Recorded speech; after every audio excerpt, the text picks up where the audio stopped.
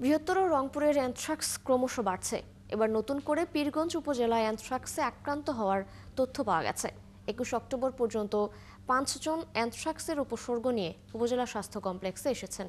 এছাড়াও রামনাথপুর ইউনিয়নের দড়িয়াপাড় এলাকায় মেডিকেল টিম আরও 4 জন শনাক্ত করেছে। এ নিয়ে ওই ইউনিয়নে অ্যানথ্রাক্সে আক্রান্ত রোগীর সংখ্যা দাঁড়িয়েছে 9 জনে। আশিকুর রহমানের তথ্য ছবিতে প্রতিবেদন।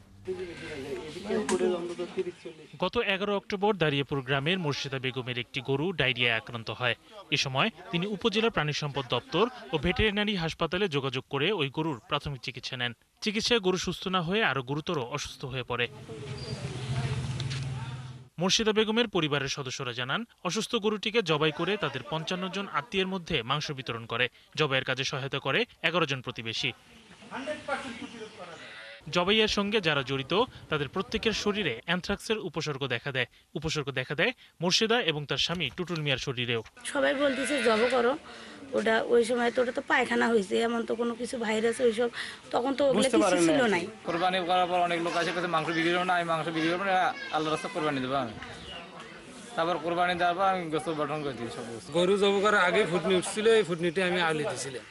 দেওয়ার পর এই জায়গাটা এই দিনকে রক্তটা মরে যায় আর বাড়তি হয়। প্রথমে একটু হালকা করে কাটা গিয়েছিল, তো ওখান থেকে শুধু আগলে লাল পানি বের হতো, তো ওখান থেকে চাপ দিতে করি, তো ধীরে ধীরে ওখান থেকে আরো বড় হচ্ছে। এদিকে অ্যানথ্রাক্স নিয়ে আতঙ্ক না ছড়িয়ে সচেতনতা বৃদ্ধির পরামর্শ পীরগঞ্জ উপজেলা স্বাস্থ্য ও পরিবার পরিকল্পনা কর্মকর্তার। 55 জন ফ্যামিলিকে আমরা সাসপিশনে রেখেছি।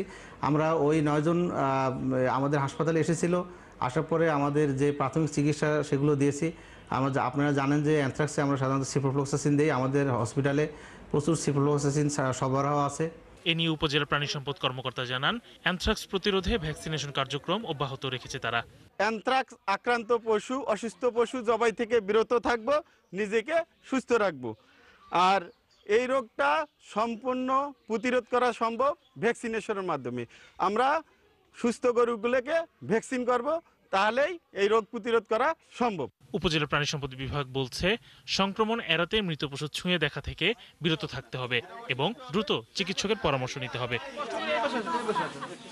শরীফ আজাদ প্রীতম, ৭১। দর্শক, অ্যানথ্রাক্স আতঙ্কের আরও খবর জানাতে যুক্ত হচ্ছেন সহকর্মী শাহবাজিদ। বাজিদ, আপনি তো সেখানে রয়েছেন, একটু জানাবেন অ্যানথ্রাক্সে আক্রান্ত হয়ে হাসপাতালে ভর্তি হচ্ছেন অনেকেই, এ নিয়ে ভুক্তভোগী এবং চিকিৎসকরা কি বলছেন এবং জেলার সার্বিক পরিস্থিতি এই মুহূর্তে কেমন জানাবেন? রংপুরে আসলে এখন দুটি উপজেলায় এই অ্যানথ্রাক্স শনাক্ত হয়েছে, রংপুর পীরগাছা এবং রংপুর পীরগঞ্জ। এই দুই উপজেলায় বেশ কিছু মানুষ এর আগে চিকিৎসা নিয়েছেন, এখনো কেউ কেউ আক্রান্ত রয়েছেন। এই কারণে ইতিমধ্যেই কিন্তু এই দুটি উপজেলায় সতর্কতা জারি করা হয়েছে এবং পুরো রংপুরের দুই উপজেলায় বিশেষ করে যারা আক্রান্ত হয়েছে তারা যেন চিকিৎসা পায় আর সেটি ব্যবস্থা করা হচ্ছে। এবং রংপুরের প্রায় ৮০% গবাদি পশু কিন্তু এই টিকার বাইরে এখনো পর্যন্ত রয়েছে। তারপরেও বিভিন্ন গবাদি পশু থেকে মানুষের মধ্যে অ্যানথ্রাক্স সংক্রমণে 3 মাস থেকে এই সংক্রমণ দেখা দিয়েছে এবং মাত্র 17% গরুকে কিন্তু এই অ্যানথ্রাক্সের টিকা দেওয়া হয়েছে। এর বাইরে যে সব মানুষ আক্রান্ত হয়েছে তাদেরকে কিন্তু চিকিৎসা দেওয়া হয়েছে। আপনি জানেন যে অ্যানথ্রাক্স অসুস্থ গবাদি পশু থেকে মানুষের মধ্যে ছড়ায় এবং আক্রান্ত গবাদি পশুর যে লালা, রক্ত, মাংস, হাড়, নাড়ি ভুঁড়ি, চামড়া এবং পশমের স্পর্শে এলে মানুষ সেটি আক্রান্ত হয় এবং এ নিয়ে কিন্তু ইতিমধ্যেই স্থানীয় প্রশাসনে সতর্কতা জারি করা হয়েছে এবং বেশ কিছু উদ্যোগ নেওয়া হয়েছে এবং রংপুরে গবাদি পশু বিশেষ করে গরু জবাইয়ের ক্ষেত্রে পরীক্ষার পরে কিন্তু জবাই করা হচ্ছে।